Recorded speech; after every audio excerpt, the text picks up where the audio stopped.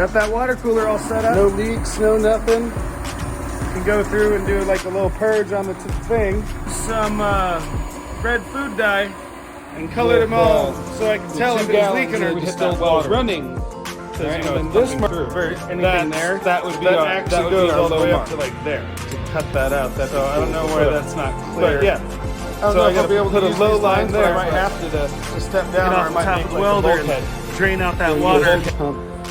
Probably every 6 months. Bleed line, right here, and then this is our out. So this is our hot line To this the- is to the where it's gun. already gotten heat. When it comes back, it almost gets double cooled because it gets. Yeah.